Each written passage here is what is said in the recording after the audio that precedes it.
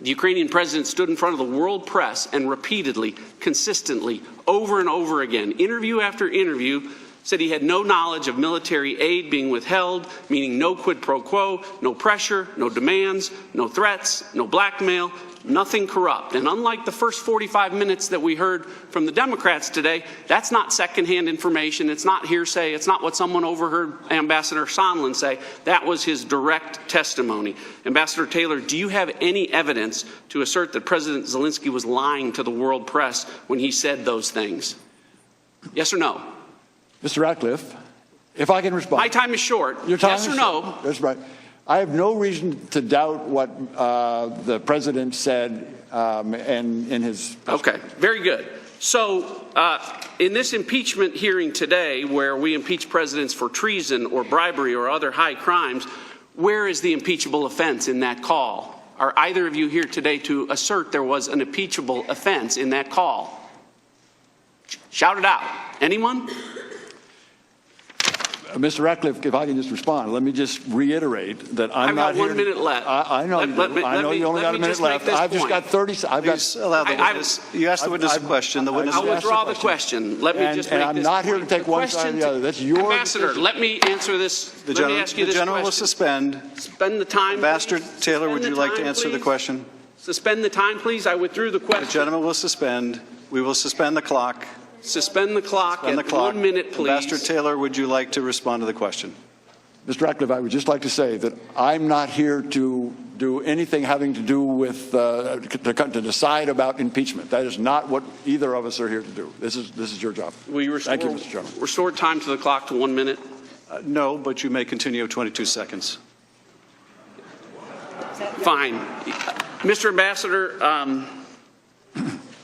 I think everyone knows that House Democrats have made up their mind to impeach one president. The question that we've just learned is whether or not they're prepared to impeach two. Because to be clear, if House Democrats impeach President Trump for a quid pro quo involving military aid, they have to call President Zelensky a liar. If they impeach him for abusing his power or pressuring or making threats or demands, they have to call President Zelensky a liar to do it.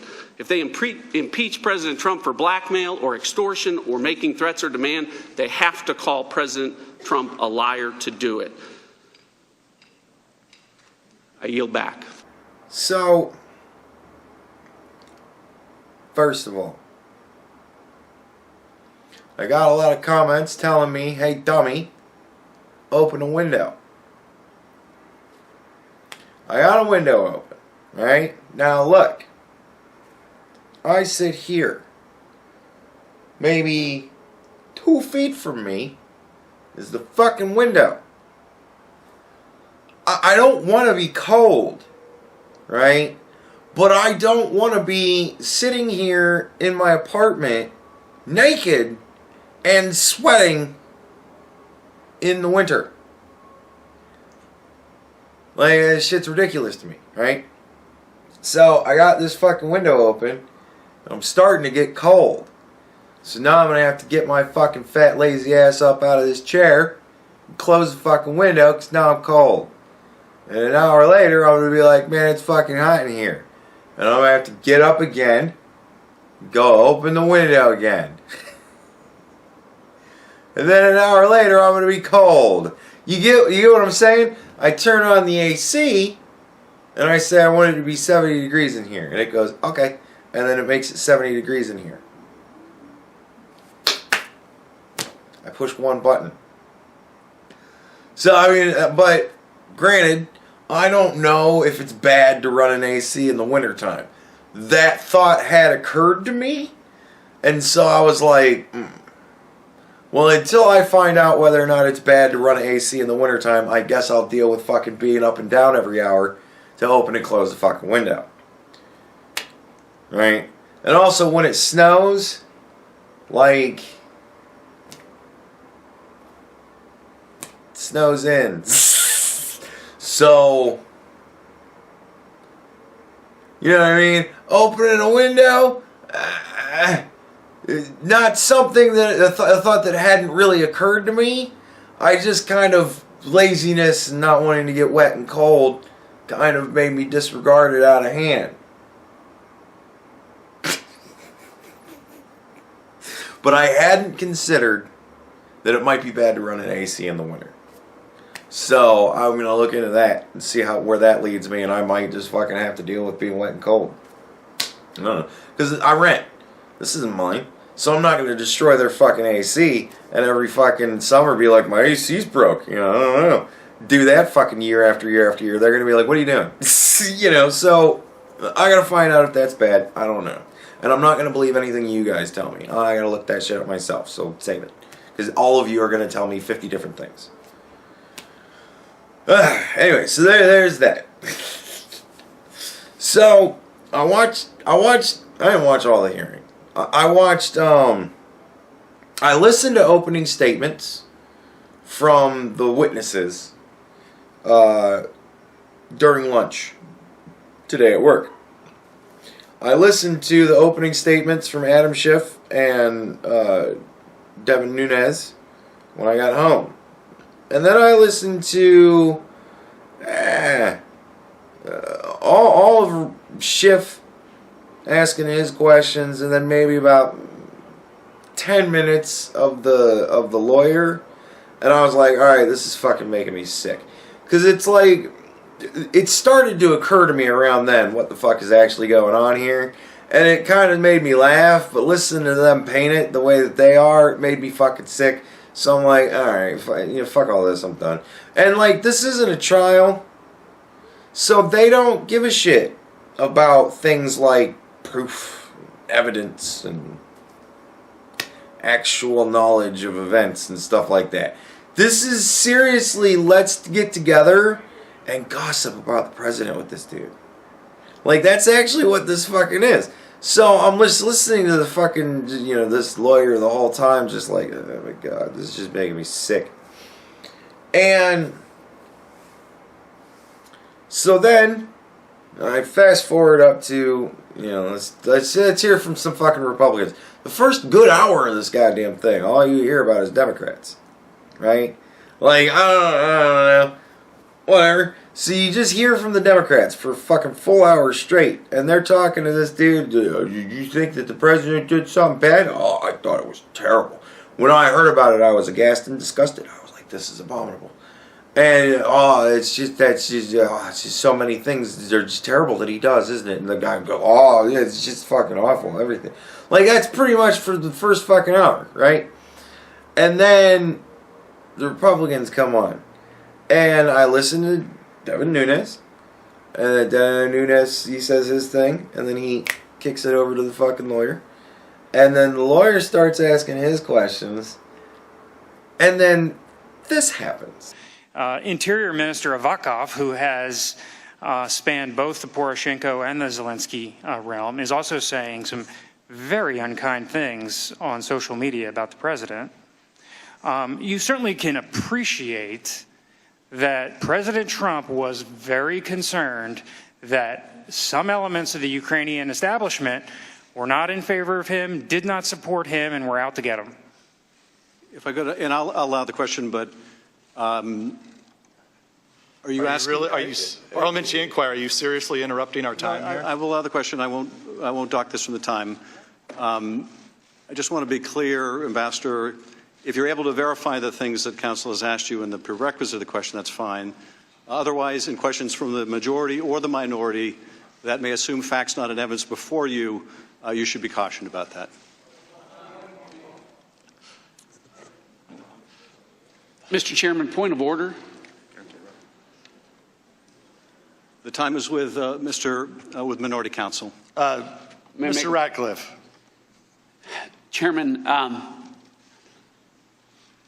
I sat here through the first 45 minutes and literally had an objection to almost the foundation of every question that Mr. Goldman asked regarding facts not in evidence, leading. But House Resolution 660 does not say that we are under the federal rules of evidence. If it is your position that I should be asserting objections to questions that violate the federal rules of evidence, let me know now, because this hearing is going to change significantly. As I said, Mr. Ratcliffe, I will allow the question. I think the gentleman has a different question about the rules. So what are the rules that are going to govern this? Does the ranking member seek recognition? I'm yielding you to a question I just asked you. For what purpose do you seek recognition? To answer Mr. Ratcliffe's question. I have answered it. You may resume your question. Respectfully, Mr. Chairman, you haven't answered my question whether or not I should be assumes facts not in evidence or leading objections to questions that are posed from this point forward. That's my question. Mr. Ratcliffe, I'll say once again, I'm not objecting to the question, but I am instructing the witness that they should not presume questions from the majority or the minority that may represent facts not in evidence are correct. I have answered the question. We will resume the questioning and resume the clock. Mr. Castor. So you certainly can appreciate President Trump's concerns. Right? Now, everybody gets what just happened there, right? Like, you all understand the ridiculous. Maybe you don't, because I kind of talked for a long time and then played that. For an hour straight, what you got was, President did terrible things.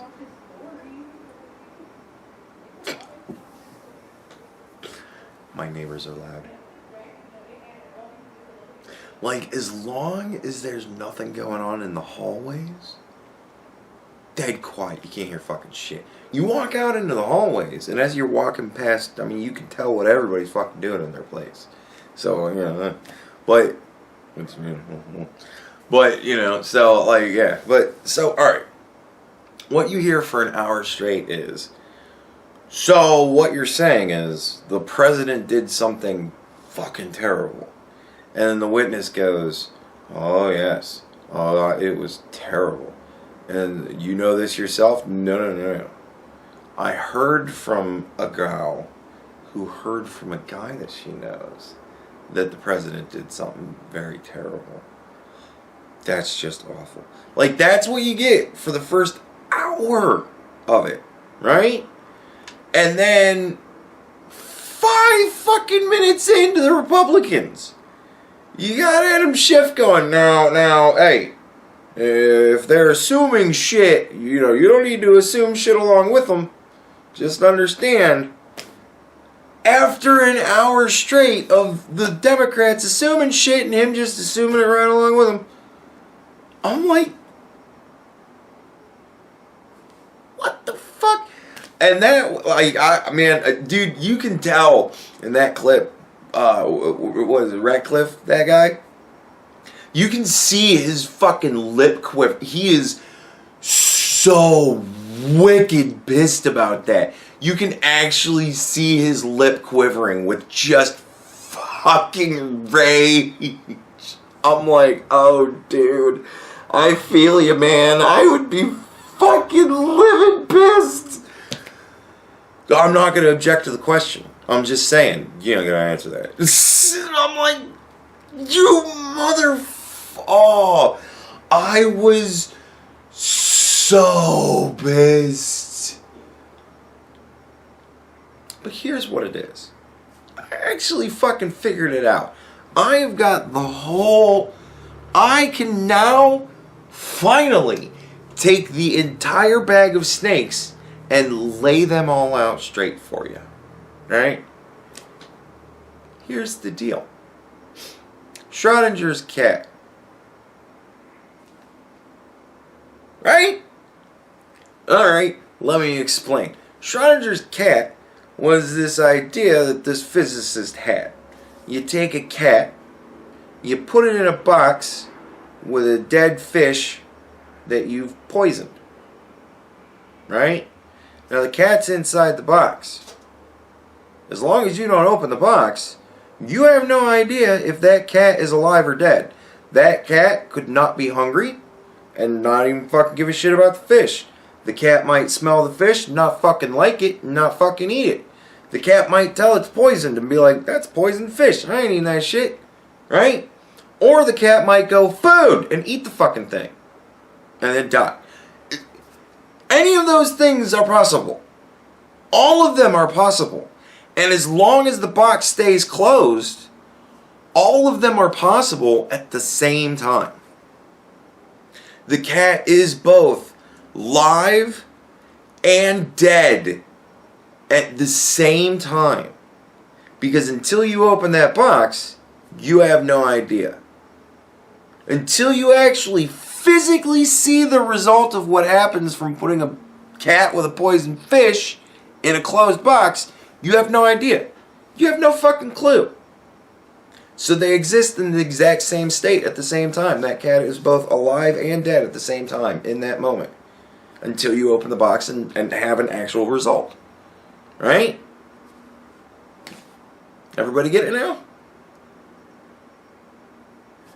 Alright, son of a bitch. Let me explain. Alright. So, the whole thing of it all, right? Because they fucking get into this shit. You listen to it. They get into a lot of shit that I'm like, oh, yeah? You know what I mean? Like, and it's not so much on the Democrats, because the Democrats are just talking about, like, this one event and how awful it was, right? And the Republicans get into, you know, well, there's a lot of reasons for Donald Trump to maybe not want to give them fucking financial aid. Because maybe he thought that as a country they were against him. Like, personally. And then they start listing off all of these reasons why that might be a thought in the fucking president's head. And I'm like, oh yeah, I remember hearing about all that shit. Right? Because Ukraine is not, like, it's the first fucking time I've ever heard Ukraine mentioned in anything. I've been hearing about Ukraine for fucking years now. They fucking were involved with the Steele dossier. They were involved with Hillary Clinton's fucking servers or the DNC servers or something's fucking hacked out of it. Fucking all this shit. All this stuff that, like, you hear about it and you never hear about it again. Because it's all, like, stuff that involves corruption with the Democrats. So you hear about it once and then never fucking hear about it again. Right? Because nobody cares about that stuff because that's not crime. Democrats did. Right? And they're running for president. So they're immune to criminal accusation as long as they're running for president. So, but here's the thing, right?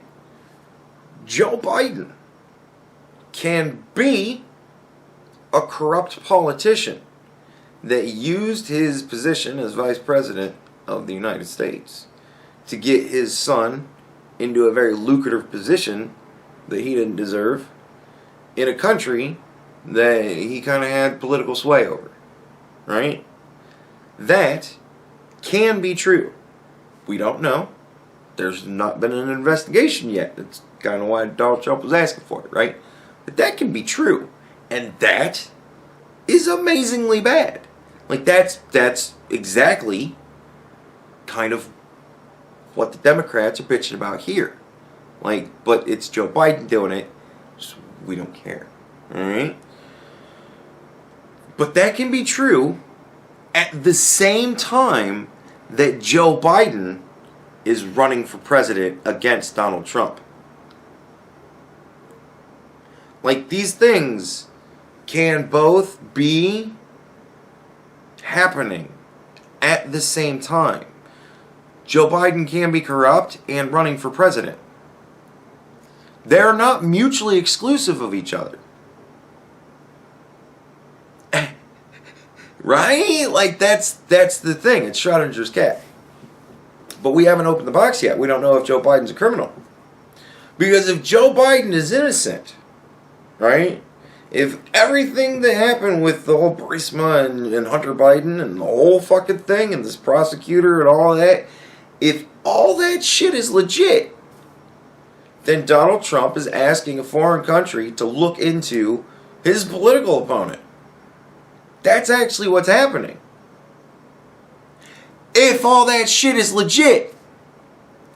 But we don't fucking know, do we?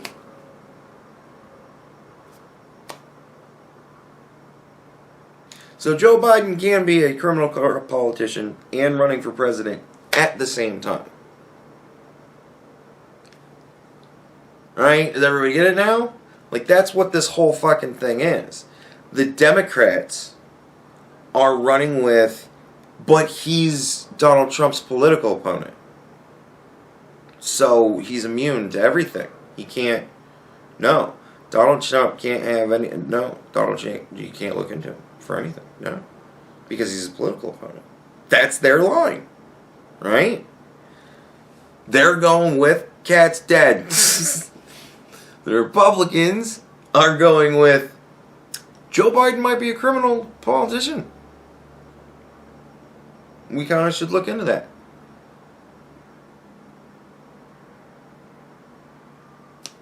Cat's alive. And there you go. That is the theater on display for you. If you watch the hearing with Ambassador Taylor and Ambassador Kent or whoever the fuck those guys are. You watch this hearing today, that is what you will see. You will see a dramatic rendition of Schrodinger's cat.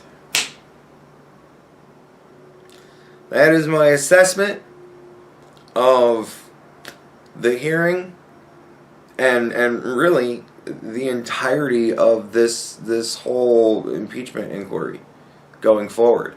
It's all just going to be, well, the Democrats think the cat's dead, and the Republicans think that Joe Biden might be a criminal. You know what I mean? So, there you go. That's it. I think I finally did it. Damn it. Like, we're really early into this shit, and I've already figured out the fucking ruse. It's like figuring out who done it on, like, page 10. Shit. Well, I ruined it up for all of you, too. Ooh, spoilers, everybody. But one last thing before I go. One thing that I did love. Ambassador Taylor gives this very impassioned opening statement where he talks about his love. This dude really loves Ukraine, man. He really, really loves Ukraine. And woe be upon anybody who would think to do bad things to Ukraine, I think. I think that's kind of, it's not really so much that he's a never-Trumper. I think he's just more Ukrainian than he is American.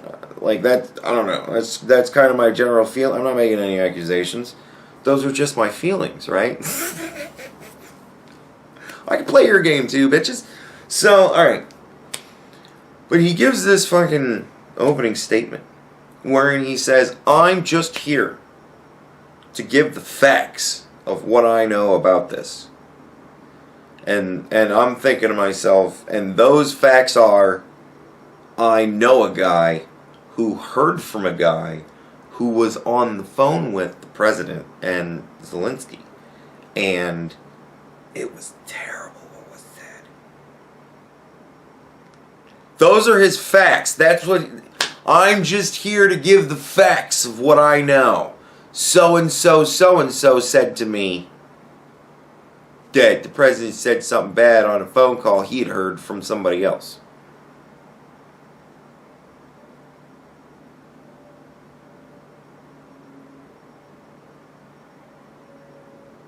Seriously, man, I honestly do think there is real damage being done to this country, but not in the way that a lot of people do.